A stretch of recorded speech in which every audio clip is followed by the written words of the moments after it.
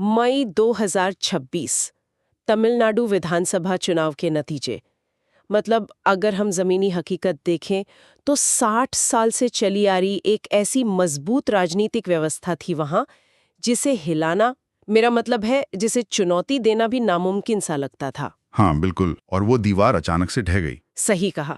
और सबसे हैरानी की बात तो ये है कि इस दीवार को किसी पुराने मंझे हुए राजनेता ने नहीं गिराया है, बल्कि रुपहले पर्दे पर नजर आने वाले एक सिनेमाई नायक ने गिराया है। वाकई जी तो है। और इस एक घटना ने ना चुनाव के बाद के सारे अनुमानों को, सारे के सारे गणित को एकदम गलत साबित कर दिया है। देखिए, ये राजनीतिक इतिहास का एक ऐसा पन्ना बन गया है जिसे आने वाले कई दशकों तक पढ़ा जाएगा। जब कोई इतनी पुरानी और स्थापित व्यवस्था इतने अलग और चौंकाने वाले तरीके से बदलती है ना, तो उसके पीछे के असली कारणों को समझना बहुत जरूरी हो जाता है। बिल्कुल। कल आज की हमारी इस गहरी पड़ताल का विषय भी एकदम यही है।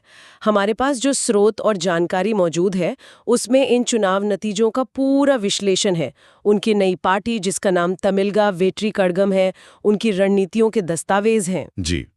और हाँ, सिनेमाई पर्दे के थलपति से लेकर राज्य के मुख्यमंत्री बनने तक की जो विजय की पूरी यात्रा रही है ना, उसका भी पूरा ब्यौरा हमारे पास है। तो आज हम इसी पर विस्तार से चर्चा करेंगे। हाँ, और इस चर्चा का मुख्य मकसद ये समझना है कि कैसे एक ऐसा इंसान जिसका कोई पुराना सामाजिक या धार्मिक मतदाता समूह नहीं था, जो एक ईसाई परिवार से आते हैं, वो उस राज्य में सत्ता के सबसे ऊंचे शिखर पर कैसे पहुंच गए, जहां ईसाई आबादी मुश्किल से 6 या 7% है। मतलब ये हुआ कैसे? असल में इस पूरी कहानी की सबसे बड़ी बात यही है कि ये कोई रातों रात हुआ चमत्कार नहीं है। अच्छा। जी हाँ, बाहर से देखने पर शायद हमें ये किसी सिनेमा की कहानी जैसा लगे कि भाई एक नायक आया और सब बदल दिया, लेकिन हकीकत में इसके पीछे कई सालों की बहुत ही खामोश और सधीवी रणनीति काम कर रही थी। जो चमक आज हमें मंच पर दिख रही है ना, उसकी नींव बहुत पहले अंधेरे में ही रखी जा चुकी थी। तो फिर इस कहानी की जड़ों को थोड़ा खंगालते हैं। मैं यही सोच रही थी कि पर्दे का एक नायक, असल जिंदगी का थलपति, जिसका मतलब वैसे कमांडर होता है, वो असल जिंदगी का कमांडर बना कैसे? इसके लिए हमें थोड़ा पीछे जाना होगा। स्रोत बताते हैं कि विजय का सिनेमाई सफर 1992 में शुरू हुआ था। जी। फिर 2017 में निर्देशक एटली के साथ उनकी एक फिल्म आई थी, मर्सल। उस फिल्म ने उन्हें इलाया थलपति यानी छोटे कमांडर से सीधा थलपति बना दिया। अरे वाह! मतलब एक फिल्म ने ही उपाधि बदल दी। बिल्कुल। और उसके बाद सरकार जैसी फिल्में आईं जिन्होंने भ्रष्टाचार से लड़ने वाले एक जननायक की उनकी छवि को एकदम मजबूत कर दिया। लेकिन देखिए, सिनेमा के पर्दे पर संवाद बोलना और जमीन पर उतरकर असल में चुनाव जीतना, इन दोनों बातों में तो जमीन आसमान का अंतर है ना। बहुत बड़ा अंतर है। बिल्कुल। मुझे सबसे ज्यादा हैरानी इसी बात पर हुई कि उन्होंने रातों रात अपनी कोई राजनीतिक पार्टी खड़ी नहीं की। और यहीं पर उनके धैर्य को समझना होगा हमें। आमतौर पर होता क्या है, जब कोई बहुत बड़ा सितारा राजनीति में आने की सोचता है तो वो अपनी लोकप्रियता के नशे में तुरंत चुनाव लड़ने का ऐलान कर देता है। हाँ, ऐसा ही होता है ज्यादातर। लेकिन विजय ने ऐसा बिल्कुल नहीं किया। उन्होंने अपने जो प्रशंसकों के समूह थे ना, उनको सिर्फ सिनेमा घरों में ताली बजाने तक सीमित नहीं रखा। तो उन्होंने क्या किया? उन्होंने बहुत ही योजना बनाकर उन समूहों को एक सांस्कृतिक और सामाजिक संगठन में बदल दिया। उनके प्रशंसक रक्तदान शिविर लगा रहे थे, कोई आपदा आ जाए तो मदद कर रहे थे, और स्थानीय स्तर पर आम लोगों से जुड़ रहे थे। वाकई इस रणनीति को देखकर तो मुझे व्यापार जगत का एक उदाहरण याद आ रहा है। वो कैसे? पहले वो किसी एक छोटे शहर में उसका परीक्षण करती है, छोटे स्तर पर उसे आजमाती है। बिल्कुल सही उदाहरण दिया आपने। विजय ने एकदम यही किया। मतलब उन्होंने सीधे विधानसभा या लोकसभा का चुनाव नहीं लड़ा। नहीं, सीधे बड़े चुनाव लड़ने के बजाय उन्होंने पहले स्थानीय पंचायत चुनावों में अपने 130 निर्दलीय उम्मीदवार उतारे। अच्छा, पंचायत चुनाव में? और इस परीक्षण का नतीजा क्या रहा? नतीजा सुनकर आप हैरान रह जाएंगी।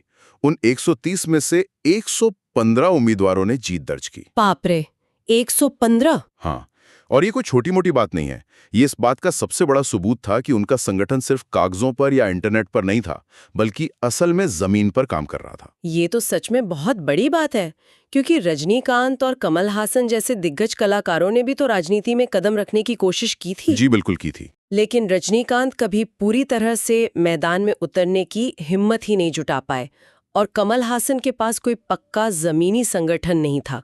तो क्या विजय ने इन दोनों की गलतियों से कुछ सीखा? बिल्कुल सीखा। विजय ने इन दोनों की असफलताओं का बहुत बारीकी से अध्ययन किया। लेकिन एक बड़ा सवाल मेरे मन में ये भी आता है कि क्या ये पंचायत चुनाव की जीत सिर्फ उनके चेहरे और उनकी सिनेमाई लोकप्रियता का नतीजा थी, या फिर उस जमीनी संगठन की मेहनत का? ये बहुत ही अच्छा सवाल है। क्योंकि अगर सिर्फ चेहरा ही सब कुछ होता तो फिर कमल हासन क्यों विफल हो गए? देखिए, इसका जवाब इन दोनों चीजों के सही तालमेल में छिपा है। हाँ चेहरा और जो एक आकर्षण होता है ना, वो भीड़ को इकट्ठा करने का काम करता है। हाँ, वो तो है। जब विजय किसी जनसभा में जाते हैं तो लाखों लोग उन्हें सिर्फ देखने चले आते हैं, लेकिन चुनाव वाले दिन उस भीड़ को घर से निकालकर मतदान केंद्र तक ले जाने का काम वो तो जमीनी संगठन ही करता है ना। एकदम सही बात है। बिना उस मजबूत संगठन के वो लाखों की भीड़ सिर्फ एक मेला बनकर रह जाती।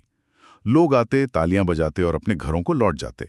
लेकिन विजय ने उस भीड़ को मतों में बदलने का पूरा एक तंत्र खड़ा कर लिया था। तो संगठन की बात तो समझ में आ गई, लेकिन जब हम तमिलनाडु जैसे राज्य की बात करते हैं, जहां पिछले 60 सालों से पेरियार की विचारधारा का बहुत गहरा और मजबूत प्रभाव रहा है, वहां सिर्फ संगठन के बल पर चुनाव जीतना मुझे थोड़ा मुश्किल लगता है। बिल्कुल, वहां एक बहुत ही ठोस वैचारिक आधार की जरूरत होती है। हाँ, और यहीं पर विजय ने जो रणनीति अपनाई ना, वो सच में हैरान कर देने वाली है। मैंने पढ़ा कि उन्होंने अपनी रैलियों में मंच पर 5 ऐतिहासिक प्रतीकों को एक साथ जगह दी। जी, इसे राजनीति में एक बहुत ही सोची समझी वैचारिक घेराबंदी कहा जा सकता है। उन्होंने राज्य के लोगों की भावनाओं को बहुत अच्छे से समझा और ऐसे महापुरुषों को चुना जो समाज के अलग-अलग वर्गों का प्रतिनिधित्व करते हैं। बिल्कुल। उन 5 महापुरुषों की सूची बड़ी दिलचस्प है। मतलब आमतौर पर होता यह है कि कोई नेता अपनी सोच के हिसाब से किसी एक या 2 प्रतीकों को चुन लेता है, लेकिन विजय ने तो अलग-अलग खूबियों वाले लोगों को जोड़कर एक ऐसी महायोद्धाओं की टोली बना ली जिसमें हर किसी की अपनी एक अलग ताकत है। सही कहा। इसमें सबसे पहला नाम आता है रानी वेलु नाचियार का। हाँ, रानी वेलु नाचियार। ये वो साहसी रानी थी जिन्होंने 18वीं सदी में अंग्रेजों के खिलाफ हथियार उठाए थे। जी। और उनके साथ एक बहुत ही प्रेरणा देने वाली कहानी जुड़ी है क्विली की, जो उनकी सेना की एक महिला कमांडर थी। मैंने इनके बारे में पढ़ा है। इनकी कहानी तो सच में रोंगटे खड़े कर देने वाली है। बिल्कुल। जब अंग्रेजों के बारूद के भंडार को नष्ट करने की चुनौती सामने आई ना, तो क्विली ने खुद पर घी डालकर आग लगा ली और उस बारूद के ढेर में कूद गईं। उन्हें दुनिया का पहला मानस बम माना जाता है। वाकई क्या बलिदान था। तो विजय ने इन्हें मंच पर जगह देकर सीधे तौर पर नारी शक्ति और तमिल स्वाभिमान का एक बहुत बड़ा संदेश दिया। और दूसरा नाम जो उन्होंने चुना, उसके बिना तो तमिलनाडु की राजनीति की कल्पना भी नहीं की जा सकती, पेरियार। पेरियार यानी सामाजिक न्याय, जातिवाद का कड़ा विरोध और पुरानी रूढ़ियों को तोड़ना। बिल्कुल। आप देखें, 60 सालों से राज्य की सत्ता पर बैठी राजनीतिक पार्टियों की जो मूल विचारधारा है, वो पेरियार पर ही तो टिकी है। हाँ, ये तो है। तो विजय ने पेरियार को अपने मंच पर रखकर राज्य के मूल निवासियों को ये साफ बता दिया कि वो राज्य की उन्हीं पुरानी और गहरी वैचारिक जड़ों से जुड़े हुए हैं। वो बाहर से कोई नया विचार नहीं थोप रहे हैं। बहुत ही समझदारी भरा कदम था ये। और तीसरा नाम है अंजलि अम्मल का। शायद राज्य के बाहर के लोग इस नाम से उतने परिचित न हो, लेकिन हमारे स्रोत बताते हैं कि खुद महात्मा गांधी ने इन्हें दक्षिण की झांसी की रानी कहा था। बिल्कुल। अंजलि अम्मल की कहानी ना आम महिलाओं के असाधारण संघर्ष का प्रतीक है। जी। जब आजादी की लड़ाई के दौरान अंग्रेजों ने उन पर यह पाबंदी लगा दी थी कि वो महात्मा गांधी से नहीं मिल सकती, तो उन्होंने हार नहीं मानी। फिर उन्होंने क्या किया? वो बुर्का पहनकर अपनी पूरी पहचान छिपाकर गांधी जी से मिलने पहुंच गई थी। अरे वाह, ये तो गजब का साहस है। हाँ, तो उन्हें मंच पर रखने का मतलब था राज्य की हर उस आम महिला को ये एहसास दिलाना कि उनके संघर्ष का, उनकी हिम्मत का पूरा सम्मान किया जा रहा है। इसके बाद आते हैं डॉक्टर B.R. अम्बेडकर, जो हम सब जानते हैं कि समानता और संविधान के रक्षा के सबसे बड़े प्रतीक हैं। जी। अम्बेडकर जी का नाम जोड़कर उन्होंने समाज के उस शोषित और दलित वर्ग को अपने साथ जोड़ा जो अक्सर विकास की दौड़ में पीछे छूट जाता है। ये तो एक साफ इशारा था कि उनकी नई पार्टी सबको बराबर मानकर चलेगी। बिल्कुल। और आखिरी नाम है के कामराज का, जिन्हें शिक्षा के क्षेत्र में क्रांति लाने वाला माना जाता है। हाँ, स्कूलों में बच्चों के लिए दोपहर के मुफ्त भोजन की जो शुरुआत हुई थी ना, वो इन्होंने ही की थी, ताकि कोई भी गरीब बच्चा भूख की वजह से अपनी पढ़ाई न छोड़े। कामराज को सुशासन, विकास और एक बहुत ही सादगी भरे नेतृत्व के लिए जाना जाता है। अम्मल से नारी शक्ति ले ली, पेरियार से सामाजिक न्याय ले लिया, अंबेडकर जी से समानता ले ली और कामराज से शिक्षा और सुशासन। ये सब सुनने में तो बहुत ही आदर्श और अच्छा लगता है। जी। लेकिन क्या असल राजनीति में इतने अलग-अलग विचारों को एक साथ लेके चलना सच में मुमकिन है? आपका सवाल जायज है। क्योंकि जब कोई नेता हर वर्ग को खुश करने की कोशिश करता है ना, तो क्या वो अपनी खुद की कोई एक मूल पहचान नहीं खो देता?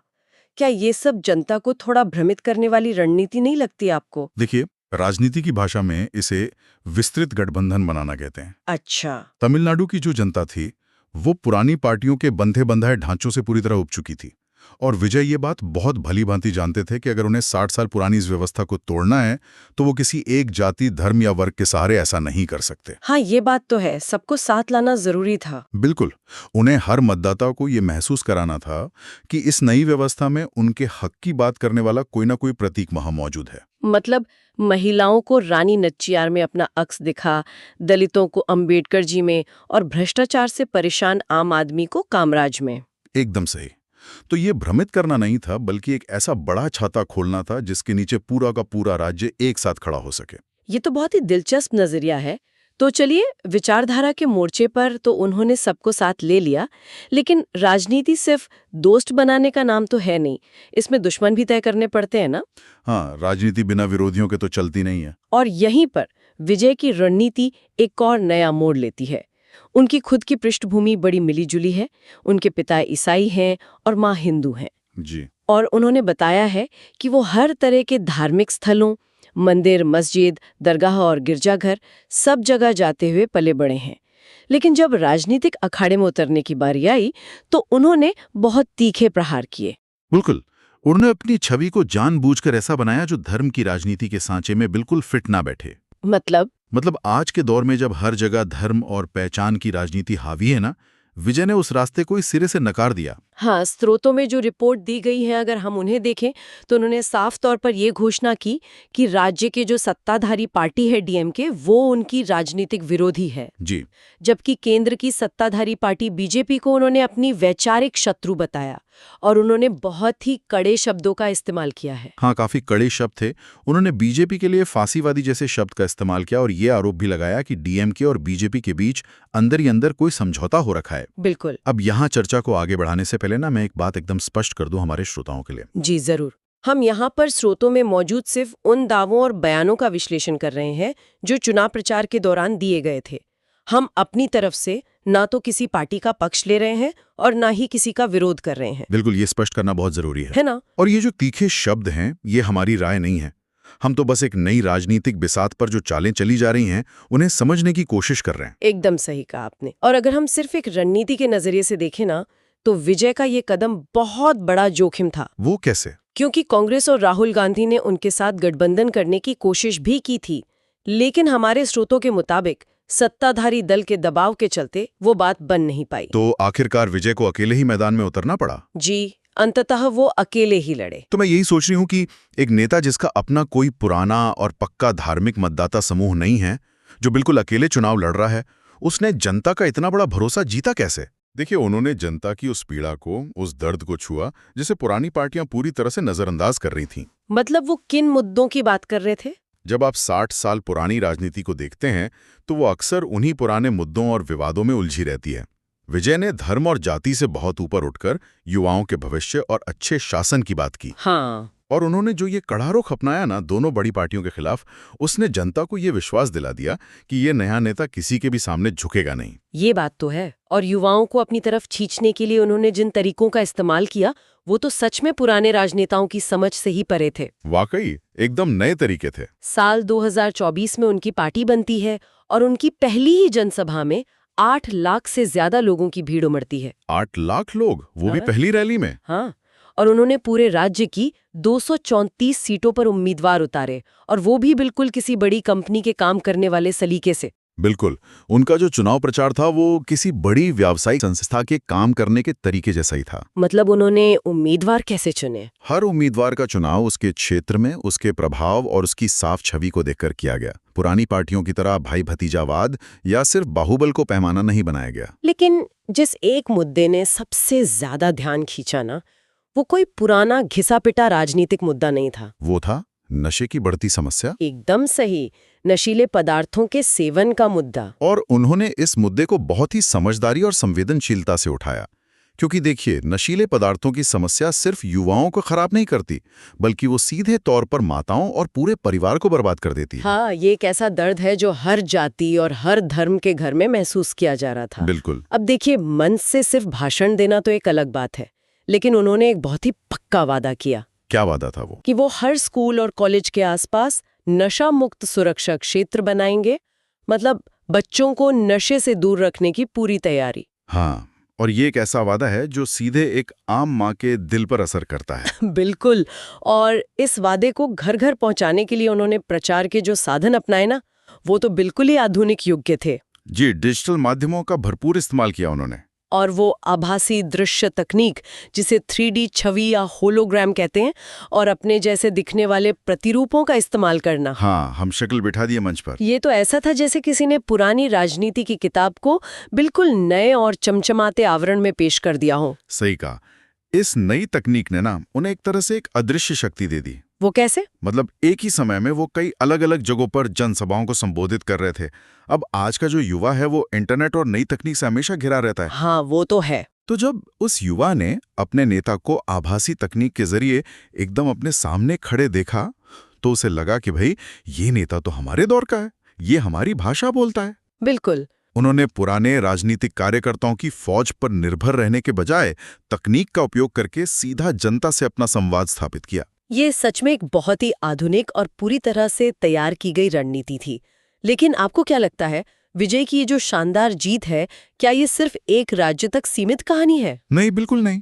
हमारे स्रोत साफ इशारा करते हैं कि ये चुनाव परिणाम भारतीय लोकतंत्र की मौजूदा स्थिति पर भी कुछ बहुत बड़े सवाल खड़े करता है। किस तरह के सवाल? सबसे बड़ा सवाल तो ये है कि क्या सबको बराबर का मौका मिल रहा है? हाँ। क्या हमारे लोकतंत्र में हर नए दल को अपनी बात रखने और चुनाव लड़ने की आजादी वैसे ही मिल रही है जैसे मिलनी चाहिए? बिल्कुल सही कहा आपने।